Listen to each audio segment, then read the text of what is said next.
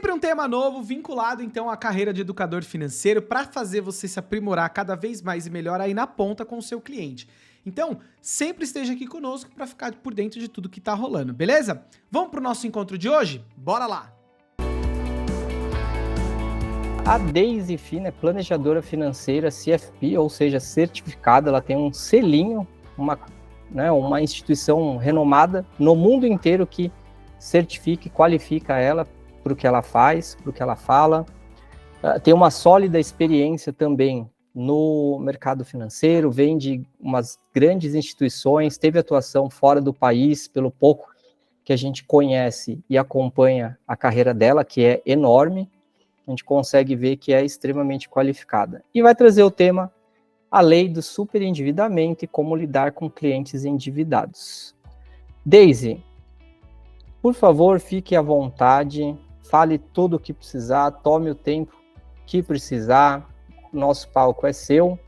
Então, vou me apresentar aqui rapidinho. Eu sou economista, tenho 3 pós-graduações, uma em Banking pela Fundação Getúlio Vargas, outra em Gestão de Pessoas pelo IBMEC, outra em Psicologia Positiva pela PUC. Tenho a certificação de CFP, Certified Financial Planner, é uma certificação de planejador financeiro. Hoje existem aproximadamente 220 mil planejadores financeiros certificados no mundo. É uma certificação reconhecida como uma profissão fora do Brasil, mas infelizmente no Brasil ela ainda não tem o reconhecimento de profissão. No Brasil somos apenas 7 mil pessoas aí certificadas. É um número que vem crescendo bastante, que bom, né? E também sou consultora de investimentos certificada pela CVM. Quando a gente fala de endividamento, eu já vou entrar aqui na nossa apresentação para a gente ganhar tempo e deixar um tempo aí também para o pessoal falar no finalzinho.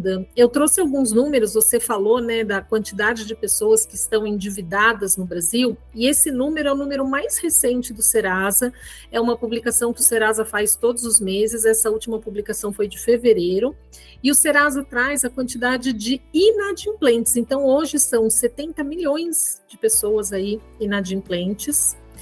Dentro destes inadimplentes, quando a gente olha para o perfil da dívida, as maiores dívidas das pessoas físicas são cartão de crédito, contas básicas, água, luz, gás, telefone e varejo, né? Aqui entram muito aqueles carnês. E o perfil do endividado, 50%, 50,2% são mulheres, 49,8% são homens, e a maior faixa aqui, entre 26 e 60 anos de endividamento entre os homens e mulheres, a faixa etária de endividamento. Então, esses números mostram que todo mundo conhece alguém endividado, que está muito mais perto, se não dentro da nossa própria casa, ou no nosso grupo de amigos, não só naquele cliente que a gente atende, que vem nos procurar, e a gente entender quais são os caminhos para sair das dívidas e por que as pessoas chegam nessas dívidas para poder ajudá-los, pode fazer toda a diferença, principalmente para o educador financeiro que trabalha aí com isso. Então, quando a gente fala de atender um cliente endividado, eu gosto de começar pelo diagnóstico. E aí aqui é aquele pedaço, né, que a gente fala de todo planejador financeiro, que é um mapeamento que a gente faz na primeira conversa. Quando a gente fala de fazer um diagnóstico de um endividado, normalmente o planejador acha que a primeira coisa que a gente tem que perguntar para o cliente é que dívida que ele tem, o que ele está devendo, quando na verdade a gente precisa entender como é que aquelas dívidas foram geradas e criadas. Então é claro que dentro do diagnóstico a gente vai passar pelo mapeamento da renda, se aquela pessoa é uma assalariada, se ele é autônomo, se ele é aposentado, quais são as despesas fixas e variáveis que esse cliente tem, fazer um mapeamento completo ali das despesas. É importante a gente olhar também para o patrimônio. Eu, durante esses 20 anos que eu trabalhei no mercado financeiro, eu vi que tem muitas famílias de segunda e terceira geração que não se preocupam com gerar fontes de renda, ou com se envolver na empresa dos pais, ou com trabalhar, porque o pai tem um patrimônio muito grande. Às vezes, grandes empresários com elevado patrimônio, e durante a vida desse empresário, algumas coisas acontecem, como a gente viu agora, né, nos últimos 2 anos com o processo de Covid, de muitas empresas quebrarem, esse patrimônio ser totalmente consumido para o pagamento de dívidas, de processos judiciais, e a gente vê uma família que estava acostumada com um padrão de vida elevadíssimo, não ter dinheiro nem para pagar a conta de luz. Então, no mapeamento de diagnóstico, é importante a gente entender essa parte patrimonial do cliente, porque às vezes o cliente tem muitas dívidas, mas também tem muitos patrimônios. E quando a gente olha para o patrimônio, a gente precisa entender se aquele patrimônio gera renda ou despesa. E 90% das vezes é um patrimônio que gera despesa. É uma casa de praia que tem um custo elevado, é um carro muito caro que tem uma despesa elevada de seguro, de PVA. Então, faz parte aí do mapeamento a gente entender também de onde vem esse patrimônio e se esse patrimônio gera renda ou despesa. Depois, o mapeamento de dívidas, esse tem que ser feito. E quando a gente fala aqui do mapeamento de dívidas, eu vou trazer algumas dicas na próxima tela. É importante a gente entender no detalhe essas dívidas. Essa parte é a parte mais difícil no processo de planejamento financeiro de endividados, porque a maioria dos clientes nem lembra quantos contratos ele tem. Então, o planejador precisa entrar junto com o cliente na conta, olhar contrato por contrato, quanto ainda falta para ele pagar, quantas parcelas ele já pagou, qual a taxa de juros daquelas parcelas, porque se você não mapear muito bem as dívidas, você corre o risco de fazer um processo que não vai funcionar para ele. Lá na frente eu vou explicar um pouquinho melhor. Outro ponto do diagnóstico, eu falo que planejamento financeiro não é sobre dinheiro, é sobre a vida das pessoas, né? E quando a gente fala de endividamento, de planejamento de vida, a gente precisa entender a história de vida das pessoas. Apesar de estar no 5º item, a minha reunião com o cliente, seja um cliente de reunião de endividamento, ou de investimento, ou planejamento financeiro puro, eu começo pela história de vida do cliente. Por quê?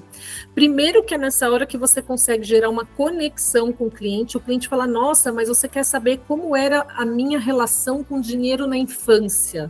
Eu pergunto para o cliente, como que era na sua casa a relação que você tinha de dinheiro na sua infância? O seu pai falava com os filhos sobre guardar dinheiro ou sobre estar endividado? Como que era essa relação?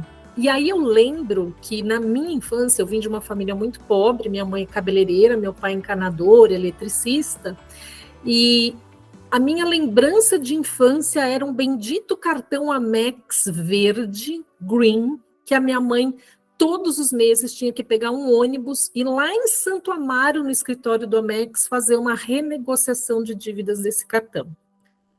Eu também lembro que quando a escola pública começou a ter muita greve, a minha mãe fez um esforço enorme, deixou de pagar um financiamento imobiliário, naquela época chamava Plano 100, para pagar uma escola particular para as 2 filhas, para mim e para minha irmã, mas eu me lembro de a cada 3 meses a minha mãe indo na escola fazendo renegociação de dívida das parcelas em atraso. E aí, quando a gente entende a relação do dinheiro na infância, na adolescência, qual foi o primeiro trabalho daquele cliente, o que ele fez com o primeiro salário que ele recebeu, se ele comprou um iPhone, se ele comprou um tênis, o que ele fez, e o que ele foi aprendendo no trabalho também, né? Porque a educação financeira não vem só de dentro da nossa casa, a gente passa 80% do nosso tempo dentro do trabalho e só 20% dentro de casa. O que levou esse cliente a ter o comportamento que ele tem hoje com dinheiro. E quando você faz essa primeira reunião com o cliente para entender isso, além de você gerar uma conexão muito forte com o cliente, porque você está perguntando coisas que nunca ninguém se interessou em saber, você também consegue entender a origem de alguns comportamentos. E depois que você fez todo esse mapeamento, colocar de alguma forma que você consiga identificar qual é a capacidade de pagamento daquele cliente. Eu vou explicar um pouquinho lá na frente. Eu trouxe um exemplo aqui, Dan, bem simples. Eu acho que a primeira recomendação que eu vou fazer para qualquer pessoa que quer ser um educador financeiro é fazer a residência da Martelo, não importa qual nível de educador ou de planejador você seja, porque aqui eu trouxe só o final, mas a residência financeira da Martelo vai ensinar você a fazer todo esse mapeamento de despesa, de renda, como que você otimiza, como que você consegue ajudar o cliente a economizar. Eu tenho a minha metodologia, mas participei da residência da Martelo e aprendi muito com o Thiago e com o Danilo. E aí, aqui é o final, é o resultado. Então, eu trouxe um exemplo para vocês entenderem o que é, né? Por onde eu começo? Fiz o mapeamento ali da história do cliente, mapeei a despesa e a renda. Essa cliente, ela chegou para mim esse ano com uma despesa total de R$ 18.359, e ela é uma funcionária pública aposentada com uma renda líquida de R$ 13.972, ou seja, todos os meses faltavam 4.387, e ela já está num processo de endividamento, de ir pegando crédito consignado, crédito pessoal, para tampar esse buraco que não tem fim, né? A despesa fixa dela, que ela paga através da conta corrente, de R$ 9.332, uma despesa variável de R$ 6.796, no cartão de crédito, todas pagas no cartão de crédito, e uma despesa variável paga em conta de R$ 1.753. Com o processo de planejamento financeiro e de organização de despesas, a gente conseguiu fazer um plano de redução de despesa para ela para 13.621. Infelizmente, da renda, a gente não conseguiu aumentar muito. Ela é uma senhora aposentada, não tem condições de ter uma nova fonte de renda. Por enquanto, ela ainda não encontrou algo que ela possa fazer para gerar uma renda, a não ser o desapego, que a gente acaba estimulando dentro das nossas conversas. E ela gerou, com esse equilíbrio financeiro, uma capacidade de poupança de R$ 351, que aqui, na verdade, não vai ser uma capacidade de poupança, porque a gente está falando de um endividado. A gente está falando aqui de uma capacidade de pagamento de R$ 351. Por que é super importante essa etapa? E lá no final da apresentação eu vou mostrar para vocês como que funciona a lei do superendividamento. Se você não fizer um mapeamento muito bem feito de renda, despesa e endividamento do cliente, e depois de tudo que eu ensinar aqui na nossa mentoria, o cliente, vocês perceberem que não tem o que fazer, que com as ferramentas que vocês têm e que o cliente tem no banco, nas instituições financeiras, vocês não conseguiram enquadrar todas as despesas financeiras dentro da renda dele, e vocês partirem para a lei do superendividamento, que na verdade a gente usa como isso a última alternativa só e não a primeira, vocês vão perceber que quando buscarem essa lei do endividamento, vocês vão precisar provar para o juiz qual é a real capacidade de pagamento desse cliente, tá? Então, esse mapeamento de renda, despesa, esse processo de mostrar para o juiz, olha, a gente já reduziu tudo, o juiz leva em consideração as despesas básicas, o cliente precisa sobreviver, pagar condomínio, IPTU, ou aluguel, enfim, ou a prestação da casa, e todas as outras despesas fixas, e ainda se alimentar. Se vocês não conseguirem mapear isso, e de alguma forma com o cliente chegarem em um número que realmente caiba no orçamento dele, nenhuma renegociação de dívida fora da lei do endividamento ou dentro da lei do endividamento vai funcionar. Então, essa primeira etapa é primordial. Se você é um planejador financeiro, um educador financeiro que ainda está começando, recomendo que você faça muitos exercícios com o cliente primeiro, antes de partir para ajudar no endividamento, porque se você errar aqui, vai errar lá também, tá? Dan, não sei se até aqui tudo bem, se alguém tem alguma dúvida, alguma pergunta, se posso seguir. Daisy, pode seguir. No final a gente vai abrir uns 20 minutinhos para discussão. Eu estou anotando aqui alguns pontos extremamente interessantes. Tá bom. E aí lá no final a gente consolida tudo, tá bom? Combinado. Então vamos seguir. Quando a gente fala de mapeamento de dívida, o que é importante? Levantar o valor contratado, qual foi a taxa de juros daquele contrato, não importa se é um crédito pessoal, se é um empréstimo pessoal, se é um cheque especial, um cartão de crédito, a quantidade de parcelas que aquele cliente contratou e quantas ele já pagou, quantas estão faltando, se ele tem compras parceladas no cartão. Esse ponto, gente, é super importante. Por quê? Porque normalmente o cliente traz para você, olha, eu devo 10 mil reais no cartão. Aí você fala, tá bom, aí você monta todo o planejamento, fala, então vamos conseguir um crédito mais barato para você quitar o cartão e vai lá, puf, quita. Só que você esqueceu de pedir uma cópia da fatura e você não viu que esse cliente, ele tinha muitas compras parceladas. E que você ia quitar o cartão dele de 10 mil reais a fatura esse mês, mas que no mês seguinte, se ele não gastar absolutamente nada, o cartão já amanhece no primeiro dia com uma dívida, às vezes, de 5, 6 mil por conta dos parcelamentos que ele tem lá na frente. Então, quando fizer o mapeamento de dívidas, precisa pedir a fatura do cartão de crédito do cliente, porque, gente, o cliente não lembra. Quando vocês falarem assim, qual é o valor total da sua dívida? O cliente vai dar um chute, ele não tem noção. Então, você precisa pedir o extrato da conta corrente.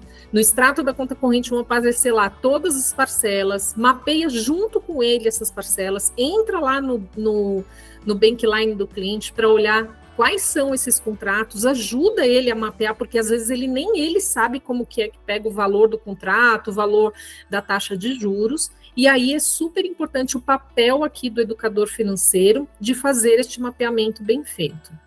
Além disso, mapear as contas em atraso. Tem muitos clientes que chegam, eu estou super endividado. Aí eu começo a fazer o mapeamento e no meio do caminho eu descubro, eu falo assim, mas o condomínio está em dia?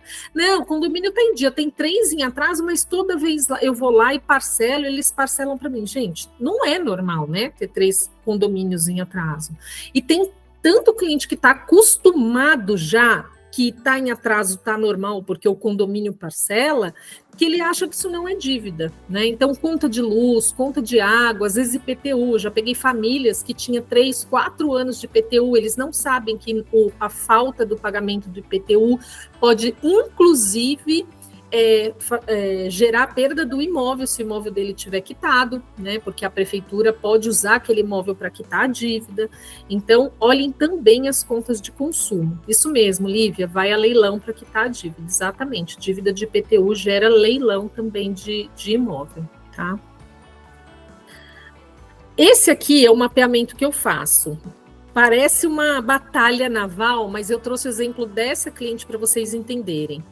Essa cliente, por exemplo, ela tem um crédito consignado, e aqui eu vou colocando a linha do tempo. É uma cliente que chegou agora em fevereiro, e eu fui mapeando mês a mês as parcelas que ela tem. Ela tem uma antecipação de 13º salário que ela vai pagar só em dezembro, e ela tem um empréstimo que ela pediu dinheiro emprestado para a amiga, que ela paga como? Com cheque. Nem sabia que ainda existia cheque. Gente, existe, viu? Tem gente que ainda tem cheque. E aí ela, todo mês, eu sempre peço extrato de 3 meses para o cliente para analisar, e eu falei, o que é esse cheque todo mês de 1.500? Eu esqueci, é um dinheiro que eu pedi emprestado para minha amiga e dei 12 cheques, e esses cheques acabam só em agosto. Então, olha a importância aí de pedir o extrato bancário e analisar o extrato bancário do cliente. Depois, quando eu puxei os cartões de crédito dela, ela tem tudo isso aqui de parcelamento. E aí, algumas compras, vêm os nomes, por exemplo, MZQ, Takei. Quem mora em Guarulhos até sabe o que é Takei, né? Que é uma loja de coisas elétricas. Mas, por exemplo, MZQ, eu não faço a menor ideia do que seja. E por incrível que pareça, quando você começa a perguntar para o cliente, fala assim, olha, aqui tem uma compra MZQ parcelada em 10 parcelas de R$60, deu um total de R$600. Você lembra o que você comprou? Ai, Deise, eu nem lembro o que eu comprei. Aí eu descobri que ela comprou uma baixela, que é um aparelho de jantar, e ela falou para mim que ela odeia cozinhar. Aí eu falei, nossa, o que eu faço nessa hora? Eu vou falar, mas você odeia cozinhar? Ela falou, não, tá bom, eu entendi o que você comprou. E aí, gente, o que a gente precisa fazer é entender a origem daquilo, né? A pessoa não gosta de cozinhar, compra uma baixela, eu tenho que tomar cuidado com o meu julgamento. Olha lá, odeio cozinhar, mas adoro comprar, isso aí. Isso aí, Diogo. Então, a gente tem que tomar cuidado, e eu coloco lá no final, para a gente tomar cuidado com o julgamento. O cliente, quando vocês estiverem fazendo esse mapeamento, vocês têm que fazer com muito cuidado, para o cliente não se sentir julgado. Quem somos nós para julgar o que o cliente comprou? E às vezes vocês vão pegar aberrações no cartão. Ali, o que eu falo é para mapear e entender. E cuidado para não julgar. Por quê, gente? Porque depois eu vou falar um pouquinho, se der tempo, Dan, até ocultei alguns slides. 80% das compras que são feitas por impulso, elas vêm de um fator emocional e não necessariamente de uma necessidade. E quando você começa a julgar, você pode afastar o cliente de você, porque ele já está com o emocional super abalado, né? Então, a nossa intenção é mapear e não julgar. E essa cliente não usava cheque especial, porque o salário dela todo mês cobria e ela acabava não sobrando nada, mas ela devia R$ 9.900 na fatura do mês. Então, esse mapeamento das dívidas é super importante vocês entenderem, porque, por exemplo, se você aqui, nesse mês de março, paga o cartão R$ 9.900, conseguiu um crédito mais barato, quitou a dívida do cartão. No dia 1º de abril, se ela não gastar nenhum centavo no cartão, ela já está devendo 589. Em maio, ela tem mais 470. E essas prestações do mês a mês precisa contabilizar no planejamento financeiro dela para que ela consiga pagar além das parcelas da renegociação.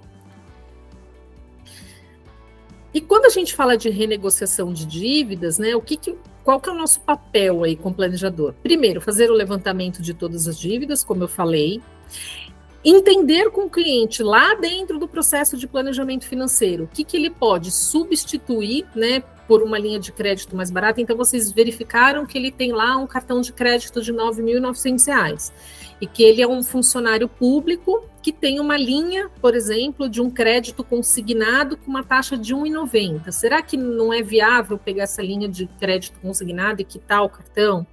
Ou eu já peguei casos de clientes que tinham um imóvel quitado e que ele tinha uma dívida impagável e ele conseguiu fazer um crédito com garantia do imóvel com uma taxa muito baixa. Então, aqui é entender se é possível substituir aquela linha de crédito cara por uma mais barata. Cheque especial eliminar, se não arrancar o cheque especial dali, deixar R$100 só para uma emergência mesmo, e eliminar a dívida do cartão de crédito.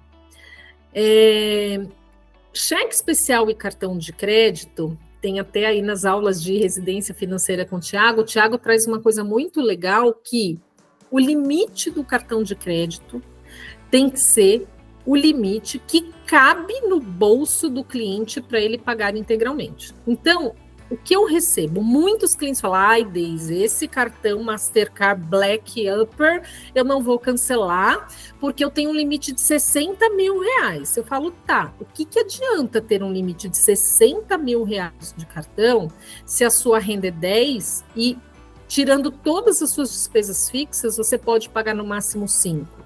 Então, tomar cuidado, por quê? Porque às vezes o cliente ele fica muito preocupado com aquele limite alto e ele acaba usando aquele limite como uma reserva de emergência.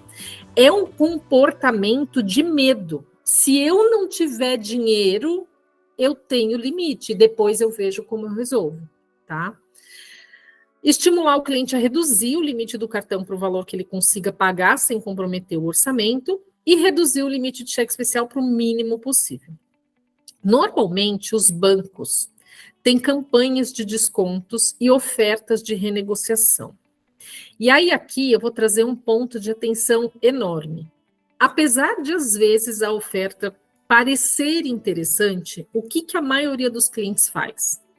Ele não faz a primeira etapa, que é saber se aquela parcela daquela renegociação maravilhosa, com aquela taxa maravilhosa, com aquele desconto maravilhoso, cabe no bolso dele. Então, eu tenho clientes que já está no 10º contrato da renegociação. Por quê? Vem uma proposta do gerente do banco, o gerente do banco ele tem uma meta de não deixar o cliente dele inadimplente. Aí ele liga, eu tenho uma proposta maravilhosa, vamos renegociar. Aí o cliente, para se livrar da cobrança, das ligações do gerente, renegocia. A cada renegociação que aquele cliente faz de um contrato, ele gera uma dívida adicional que chama IOF. O IOF, que é o Imposto de Operação Financeira, é cobrado toda vez que acontece uma renegociação. Então, ele só vai aumentando a dívida dele. Além dos juros sobre juros, ele vai aumentando o IOF a cada renegociação.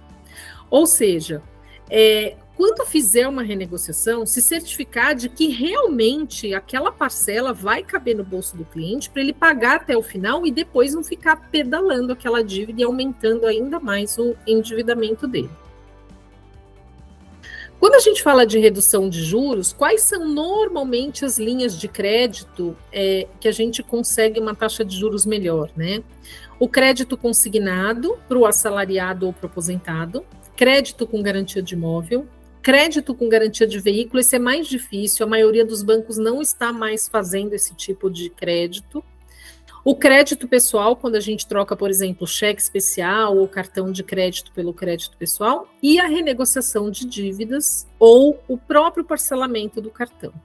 Quais são os cuidados que a gente tem que ter? O IOF e o parcelamento do cartão, que é oferecido pelo próprio cartão, normalmente os juros ainda é caro. Então, na maioria das vezes é melhor pegar uma outra linha de crédito e quitar o cartão do que fazer o parcelamento no próprio cartão. Eu trouxe um exemplo de como o cliente não percebe a dinâmica dos juros compostos, né? Essa questão dos juros compostos é outro ponto que o Tiago traz lá na residência financeira também. E os juros compostos aí são, eu falo que é uma maravilha para o investidor, mas para o tomador ele é um suicídio, né? Por exemplo, se um cliente tem um saldo devedor de R$ 8.240 e ele parcela em 12 vezes com uma taxa de juros de 8%, que é o que normalmente se cobra num cheque especial, por exemplo, ao final desse processo, ele vai pagar 12.120, ou seja, dos 8.000 que ele pegou ali de dívida, R$ 4.880 são juros. Quando a gente vai para uma linha de crédito mais barata, essa mesma dívida de R$ 8.240, se a gente fizer um parcelamento com uma taxa de juros de 2,5%, 8.240 viram 9.639 e de 4.000 que ele estava pagando de juros, quase 5, ele vai pagar 1.399.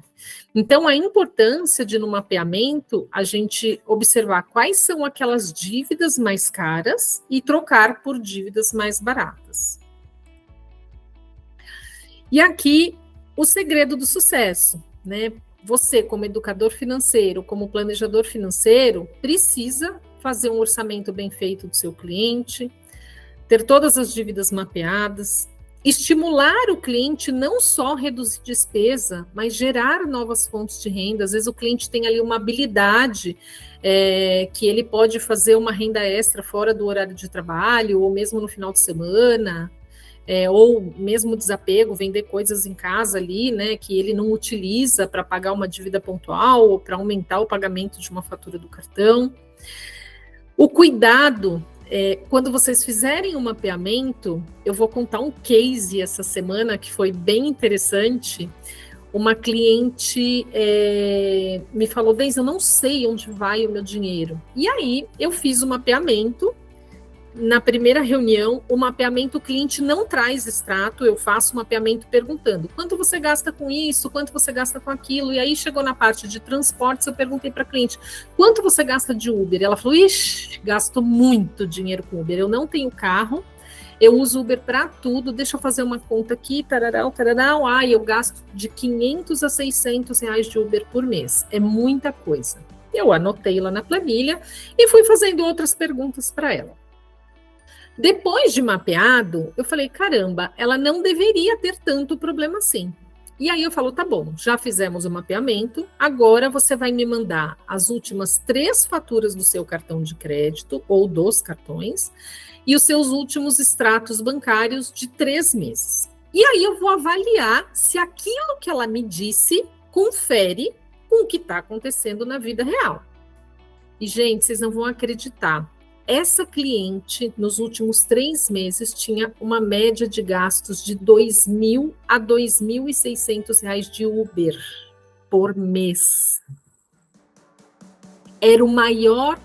Ela gastava mais de Uber do que com comida. Ela mora sozinha e ela gastava mais de Uber do que com comida. E aí, quando foi a próxima reunião, eu peguei o cartão de crédito dela, e aí vai o trabalho do educador, planejador, investigador. A gente precisa entender comportamento para ajudar o cliente, porque às vezes o cliente não tem essa noção. E eu fui olhar o cartão de crédito, quantas vezes no dia ela pegava Uber. Então, a média, não tinha nenhum dia do mês que ela pegou menos do que 4 vezes, e muitos dias ela pegou 6 vezes o Uber. E aí, na próxima reunião, eu podia chegar e falar para ela assim, ó, eu encontrei o seu problema. O seu problema chama Uber, né? Você gasta R$2.300 de Uber, você achava que você gastava 400, se você parar de andar de Uber, o seu problema está resolvido. E aí eu não cumpri o meu papel de planejadora financeira ou de educadora financeira. Qual foi a minha conversa com ela? Eu perguntei, fulana, me conta um pouquinho da sua rotina. Você está aposentada? O que você faz durante a semana? Como que é a sua rotina do seu dia a dia? Ela falou, Deise, eu vou no mercado, eu vou na igreja, ela ia na igreja 2 vezes por semana, eu vou fazer a unha no shopping, eu vou no banco, enfim, ela foi me contando da rotina dela. E não tinha, eu falei assim, e onde você mora? Como é que é o bairro que você mora? Ela falou, aqui tem uma avenida perto da minha casa que tem banco, que tem loja, que tem cabeleireiro, não sei o que. Eu falei, então, vou te trazer uma notícia que você vai cair da cadeira. A sua despesa de Uber é de R$2.300 e não de 500. E eu identifiquei que você usa uma média de 4 a 6 vezes de Uber por dia. Ela, não, impossível, se está errado, meu cartão foi clonado, deve ter acontecido alguma coisa, enfim, no fim não foi. Quando a gente foi mapear, o que a gente pode ajudar essa cliente? Eu perguntei para ela assim, olha, você me falou que você faz a unha no shopping, você vai 1 vez por semana. Tem algum cabeleireiro perto da sua casa que você possa fazer a unha a pé, sem pegar Uber, porque essa unha está saindo muito caro. Dava uma média de quase R$30 para ir, mais R$30 para voltar, mas a unha que ela fazia dava R$120 ali, só a manicure, né? Quantas vezes por mês ou por semana você vai ao mercado? Ela, eu vou várias. Por quê, gente? Aposentada, não tenho o que fazer. Qual é a diversão do aposentado? Eu vejo pelo meu sogro, ir no mercado, ir na farmácia, eles precisam de uma atividade. Né? Só que todas as vezes que ela ia de Uber, voltava de Uber para comprar um pacote de alguma coisa.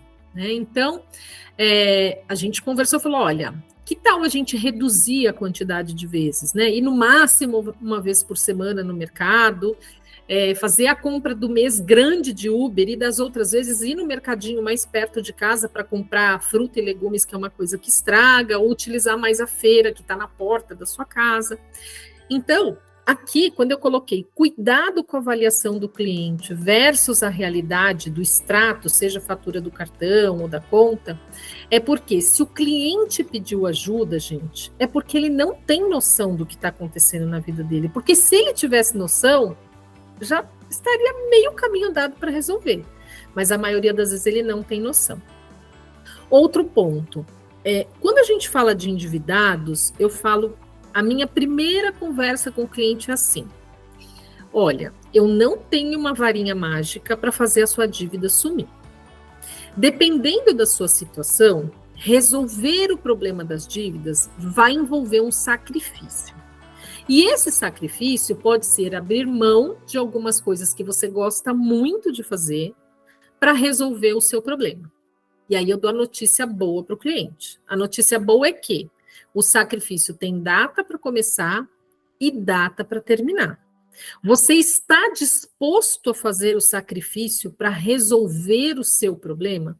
Porque, gente, eu já atendi muitos clientes que me contrataram só para dizer para o amigo ou para a família que tem um planejador financeiro ajudando ele a resolver o problema. E aí ele colocava a cabeça no travesseiro, dormia tranquilamente, mas ele não estava disposto a fazer sacrifício, a ter a disciplina de ter um controle um pouquinho maior, né, do consumo dele. Então, essa conversa de sacrifício é uma conversa super importante de ter lá no começo, para quando chegar na etapa de o que a gente pode reduzir, a gente entender que às vezes, por exemplo, essa moça que fazia unha toda semana, eu falo assim, olha, você está disposta a fazer a cada 15 dias durante 4 meses para a gente conseguir colocar sua vida em ordem e depois que tudo estiver em ordem, você quitar uma parte dessas dívidas, você voltar a fazer toda semana, né? Então, o cliente, para fazer sacrifício, ele precisa enxergar o fim do sacrifício. Se você é aquele planejador financeiro, aquele educador financeiro que sai falando para o cliente, corta isso, corta aquilo, que a sua vida está resolvida, a chance dele abandonar o processo vai ser enorme, porque ninguém gosta de cortar as coisas que gosta de fazer, e por ele não enxergar o fim do túnel, ele precisa de uma luz ali no fim do túnel. Então, num processo de atendimento de um cliente endividado, é super importante que você mapeie o tamanho do sacrifício que ele vai precisar fazer. E às vezes o sacrifício não é só cortar a despesa. Às vezes o sacrifício ele abrir mão de um final de semana por mês, por exemplo, para fazer um trabalho extra no sábado, no domingo, para gerar uma nova fonte de renda. Isso também é fazer um sacrifício, tá? Cuidado na hora de cortar a despesa de lazer e coisas que dão prazer. Óbvio que tem hora que vai ser necessário. Eu trago um slide depois para mostrar para vocês a diferença de sacrifício e necessidade. Normalmente, num processo de cliente endividado, vai ser necessário cortar despesa e prazer. Mais uma vez, como que você pode trabalhar com a parte emocional para ele não abandonar o processo? Trazer a despesa de lazer e de prazer como uma recompensa. Olha, se você conseguir esse mês fazer esse sacrifício, você pode se presentear com um voucher de R$100 para ir num restaurante gostoso uma vez por mês, por exemplo, né? Então, não zerar por completo as coisas que dão prazer para o cliente. E se zerar e se cancelar, né, o lazer e o prazer ali, porque é realmente muito necessário, o cliente precisa entender quanto tempo ele vai ficar sem aquilo e se ele está disposto para não ir tudo por água abaixo o processo que você está fazendo. Montar um plano para eliminar dívidas e acompanhar e incluir o valor mínimo para formar uma reserva de emergência. É óbvio que quem está endividado não tem investimento, né? Às vezes até tem, às vezes a pessoa fala, eu tenho uma poupança, mas eu não quero mexer para isso. E, gente, quando montar o processo ali de planejamento financeiro para incluir o parcelamento, né, da renegociação de dívida dentro do processo, separar que seja 100, 200 reais, 50 reais mensais para o cliente começar uma reserva financeira de emergência. Por quê? Porque na hora da emergência ele vai acabar se endividando de novo, ele vai acabar usando o limite do cartão de novo, e é importante ele ter a consciência de que essa reserva precisa ser formada, mesmo que seja um pouquinho todos os meses. E mostrar o poder das pequenas economias. Eu já tive muitos clientes que, quando eu chego na parte de telefonia, a maioria, não, já fiz tudo, todo ano eu ligo lá, não vou ficar 2 horas ligando lá na Vivo, na Claro, para economizar R$70, para economizar R$30, eu não vou perder o meu tempo com isso.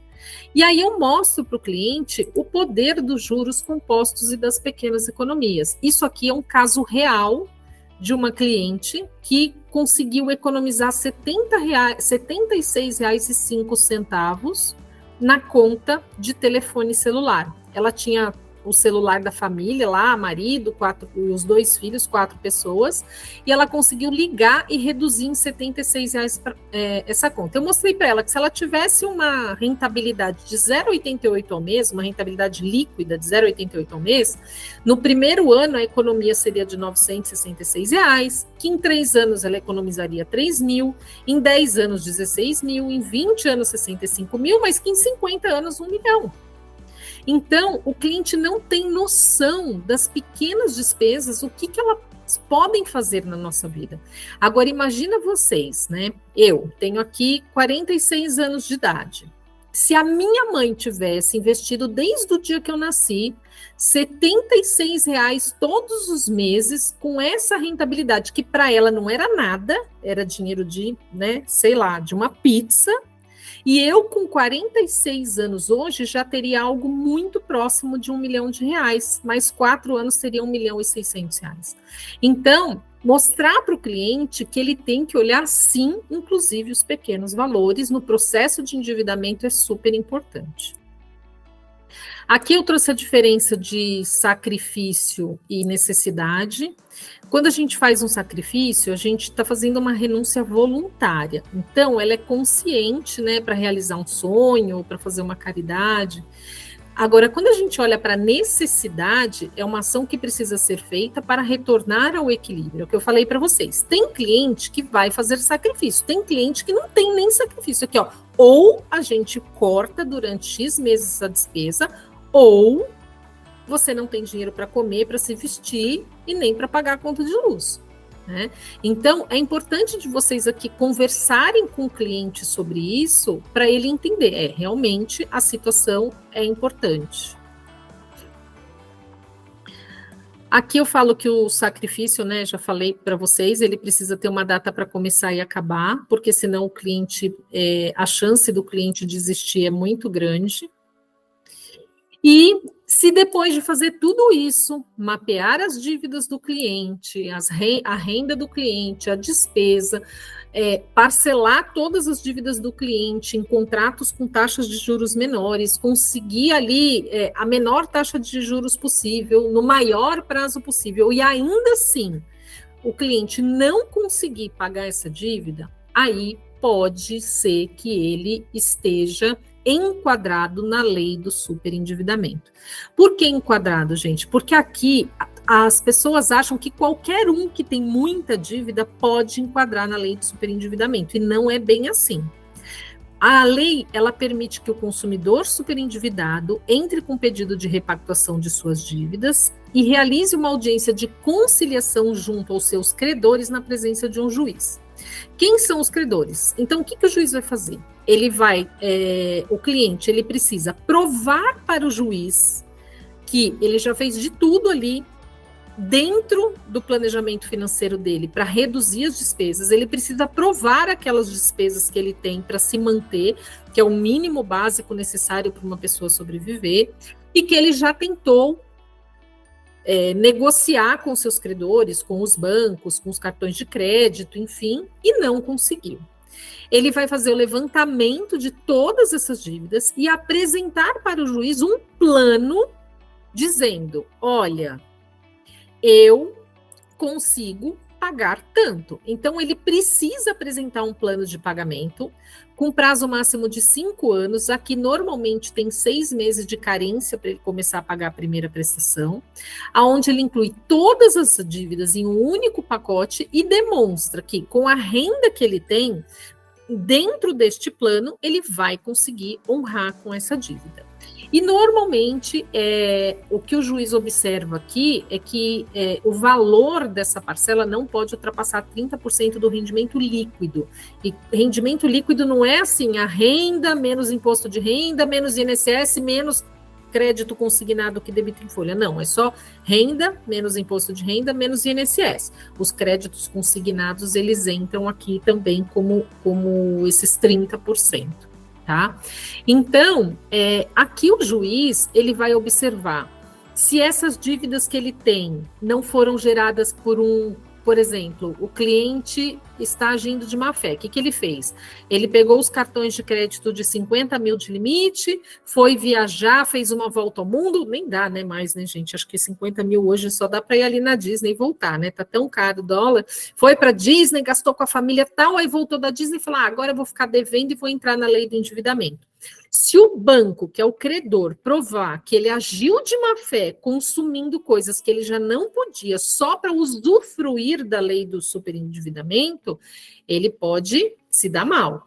Então, o juiz vai pedir provas, tanto para o devedor quanto para o credor, de que o devedor está agindo na boa fé, que realmente ele está endividado, já tentou de tudo e não conseguiu, quanto para o credor, que pode provar, eventualmente, que aquela pessoa está agindo de má fé, tá?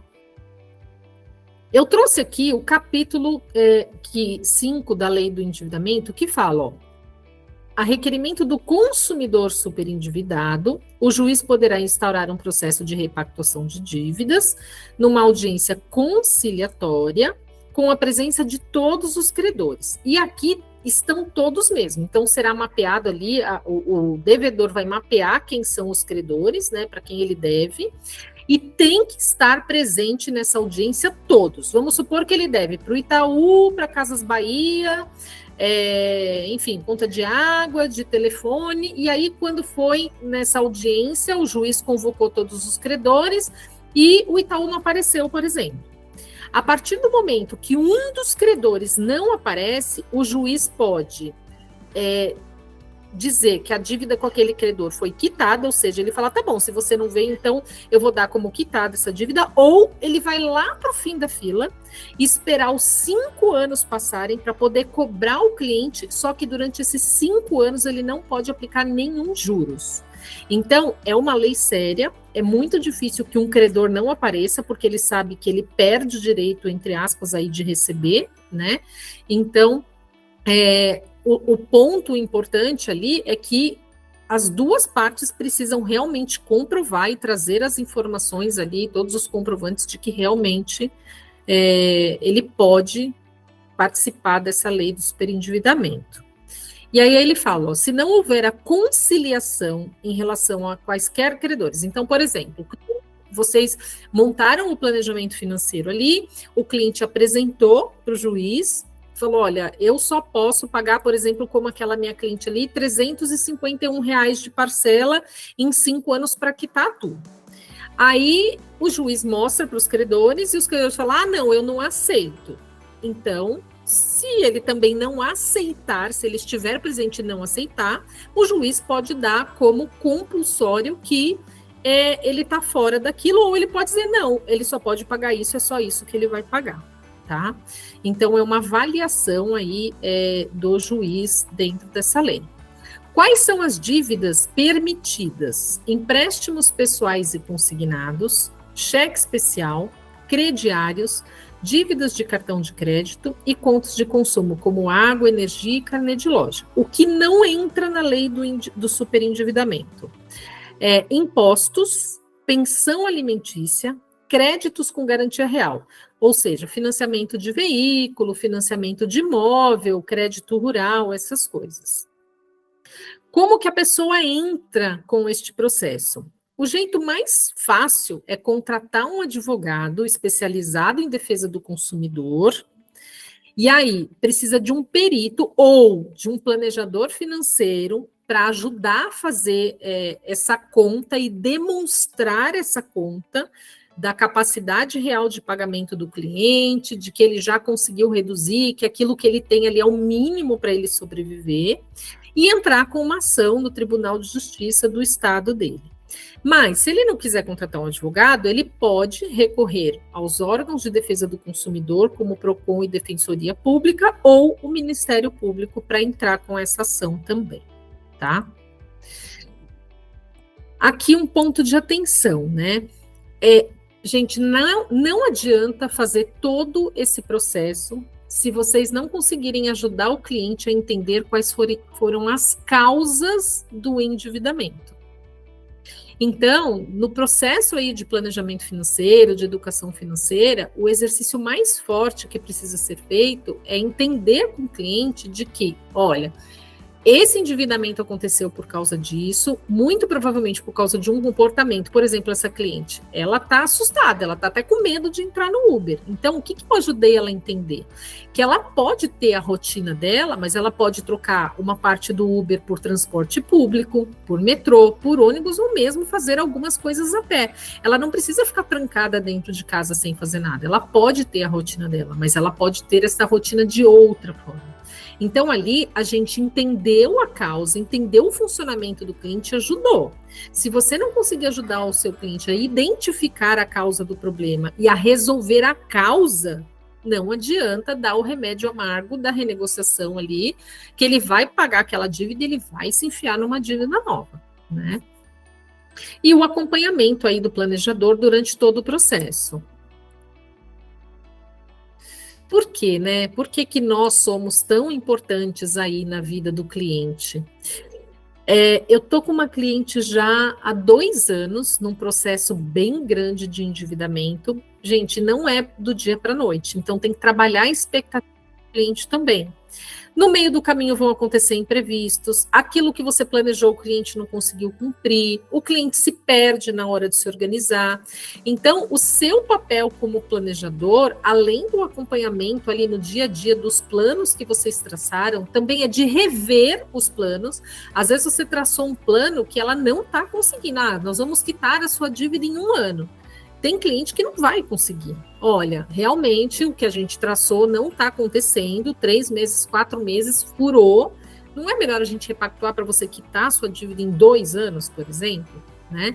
Então, nem sempre o cliente vai ter aquela motivação para seguir em frente. Aí está o papel, né, do planejador, do educador financeiro para acompanhar e às vezes até mudar a rota. Né? Às vezes a gente precisa mudar a rota e tentar algo diferente para o cliente conseguir seguir. Acho que era isso, tentei ser breve, não dá para aprofundar muito, porque é muita informação, mas acho que é importante a gente abrir para as perguntas e respostas, e aí, se aparecer alguma coisa da questão de comportamento, eu aprofundo.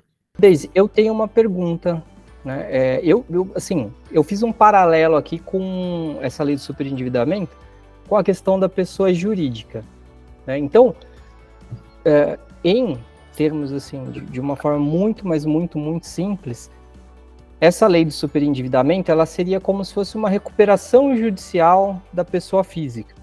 Perfeito. Uma coisa importante que você trouxe, Dan, a lei do superendividamento, ela só vale para pessoa física, ela não vale para pessoa jurídica, e você está correto. Para pessoa jurídica é a recuperação judicial, já existe uma lei, mas se a gente fizer uma analogia, sim, é isso mesmo. Perfeito. Quem é considerado, Deise, um superendividado? Por quê? Por que eu pergunto isso? Tem uma amiga minha que ela trabalha muito com divórcio, com conciliação familiar, enfim.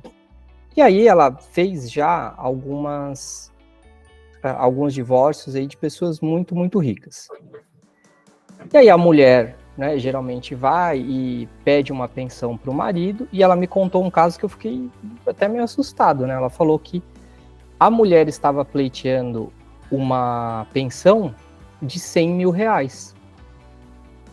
Isso é totalmente fora da realidade do brasileiro, né? Uhum. Mas quando você fala de pessoas famosas, de grandes empresários, né, de C-level, cara, não é nada fora da realidade deles, né? E qual que era a justificativa dela? E aí tem que apresentar também os cálculos lá, então é creche, é alimentação, é babá, é isso, é aquilo. E no caso dela, ela falava assim, né, para minha amiga, ela falava assim, pô, mas 100 mil reais por mês eu não consigo comprar nem uma bolsa direito. E na realidade dela, isso é verdade. Porque a bolsa que ela usa custa 60, 70 pau. Uhum. Né? Então, o que é considerado um superendividado quando a gente traz para a prática, para o dia a dia do brasileiro? Tá. Normalmente, essa lei, eu não tenho nenhuma experiência de lei de superendividamento para contar. Eu não sei se infelizmente ou felizmente. Primeiro, porque o público que eu atendo é 70% de investidor, tá? E os 30% de endividados que eu atendo, eu consegui resolver o problema sem chegar na lei do endividamento. Isso é muito bom, porque é um processo que envolve tudo que diz ao setor público, a juíza, a processo na justiça, é um processo moroso, desgastante, enfim. Mas o que eu tenho de conhecimento aqui, o que o juiz vai avaliar? Primeiro, a parte patrimonial do cliente, né? Porque às vezes o cliente tem muitos bens e não quer se desfazer de nenhum bem, né? E aí o juiz pode alegar, não, você está super endividado, mas você tem patrimônio, você pode se desfazer de um patrimônio para pagar suas dívidas. Ele vai olhar a subsistência. Então, por exemplo, tem até eu assisti uma vez, eu vou tentar achar aqui um vídeo no YouTube de um escritório de advocacia especializado em lei de endividamento, que ele falou assim: se a sua renda familiar é de um salário mínimo, a sua chance de ser enquadrado na lei do superendividamento é de 90%. Por que ele falou isso? Porque a cesta básica de consumo de uma família, que é divulgada pelo governo hoje, ela é de 1.200 e alguma coisa, e o salário mínimo é 1.320, então sobra na mão daquela pessoa que tem um salário mínimo R$60.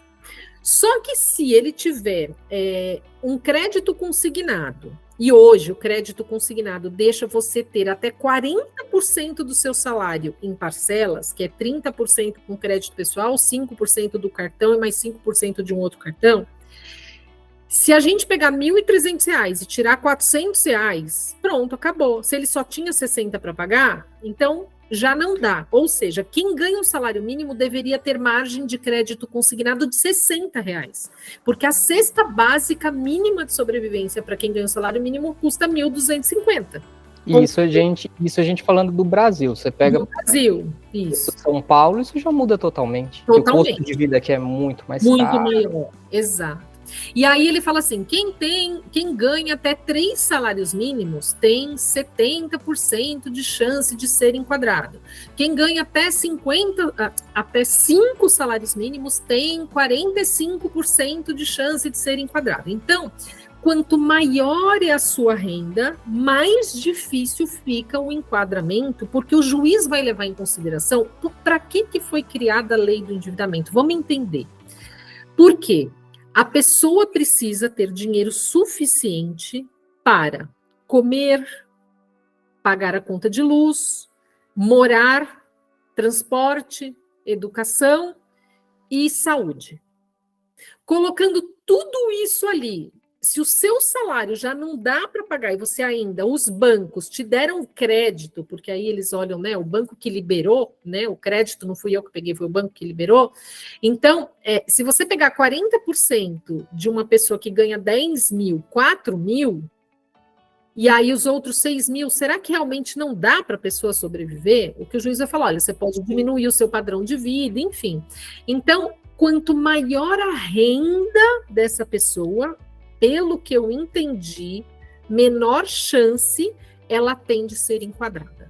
Então, assim, não é viver do jeito que eu quero, é uma questão de ferir até os direitos básicos garantidos pelos que deveriam ser garantidos, né, para um ser humano. Exatamente. Então, direito de acesso à escola, direito de acesso à saúde, esse tipo de coisa. Comer, né, pagar aluguel, a moradia, etc. Exatamente. Não é assim, mas é diferente da percepção para o padrão de vida que eu tenho de ser casada com um popstar. 100 mil para mim é pouco, porque essa é a minha vida. É diferente do divórcio, que eles vão levar em consideração qual é a sociedade que aquela pessoa está inserida, qual é a escola que os filhos frequentam, qual é a vida social que aquela pessoa tem. Realmente, ela não pode chegar com uma bolsa comprada na C&A, né? Ela tem que chegar porque o meio social dela, ela tem que comprar uma bolsa de, 60 mil. A lei do superendividamento, ela não vai olhar isso. O juiz, ele vai olhar o mínimo necessário para aquela pessoa sobreviver com dignidade e ainda conseguir pagar os empréstimos. Então, pelo que eu entendi, quanto maior é a renda, menos chances aquela pessoa tem de ser enquadrada. Perfeito. Desde você trouxe, né, a questão ali do mapeamento das dívidas, da importância disso, né? Porque, no caso que você falou da sua cliente, por exemplo, com o Uber. Existe um viés comportamental, quando a gente fala de psicologia econômica, finanças comportamentais, né, que é a contabilidade mental. Então, é extremamente necessário fazer esse mapeamento da dívida com um profissional, porque não é fácil. Geralmente a pessoa tem alguns cartões que têm as suas particularidades, né, de juros e de parcelamento. Aí cada cartão tem um contrato, cada renegociação vai ter outro contrato. Se você pergunta para o gerente, ele vai fazer o possível para te desinformar, ele vai dificultar o acesso a essas informações, né? E aí aquilo que você falou, cada renegociação aumenta o IOF, aumenta o seu risco de crédito, baixa seu score, né? O custo do dinheiro, ou seja, os juros, acaba ficando muito maior, e às vezes a gente pensa só na parcela que cabe no bolso, mas não enxerga o prazo da dívida e o quanto que isso está realmente alongando toda essa questão, né? Então, procurar tanto um advogado especialista quanto um planejador financeiro, um educador financeiro também especialista, para quem está pensando nessa questão, é muito sério, porque tem muitos riscos envolvidos, né? Não é fácil. Verdade. Deixa eu ver aqui se eu tenho mais algum ponto. A questão do consumo, né? Do patrimônio familiar também. Eu não lembro aonde que eu vi essa história. Eu não sei se foi com Charlie Munger, com Warren Buffett, eu não lembro o que foi. Mas é uma questão muito interessante. Enfim, era aniversário, né, de um grande investidor, e aí a família preparou uma festa, enfim, curtiram a festa e tal, e aí na saída da festa, ele pegou o carro dele e deu acho que $5 de gorjeta para o manobrista. Aí o manobrista falou assim, pô, mas o senhor tão rico, né, só vai me dar $5, o seu filho sempre deu $100 de gorjeta. Aí ele falou para o manobrista, pois é, o meu filho tem um pai rico, eu não. A gente não olha para essas questões se não formos treinados a ser sucessores. Herdeiro é muito diferente de sucessor. E aí é que começa essa questão do consumo do patrimônio, porque a pessoa com dívida não olha para tudo isso. Não tem noção, né? Não tem noção. E consome o patrimônio muito rapidinho, muito rapidinho. É a frase, né? Pai rico, filho nobre, neto pobre. Sim. Né? Sim. O pai conquistou, o filho usufruiu e o neto vai ter que recomeçar. Sim. Porque acho que é um ditado, acho que é no Oriente Médio que fala muito isso, que tempos difíceis fazem homens fortes. Né? Homens fortes fazem tempos fáceis. Tempos fáceis fazem homens fracos. E aí é um ciclo que vai de geração em geração dessa forma. E aí, como que você tá saindo desse bate-papo? Eu espero que muito melhor. Fico feliz de você estar aqui com a gente até agora, viu? Não perca os próximos bate-papos, tá certo? Fique sempre pertinho. Por favor, preencha a pesquisa de satisfação, só assim a gente consegue melhorar cada vez mais para te entregar um serviço de melhor qualidade, beleza? E, por favor, comente aqui o que você quiser, o que você achar que faz sentido, abra seu coração, manda textão e nas próximas traga um amigo, parente, vizinho, um colega de trabalho, enfim, quanto mais é melhor pra gente crescer cada vez mais juntos, beleza? Até o próximo bate-papo, tchau, até mais!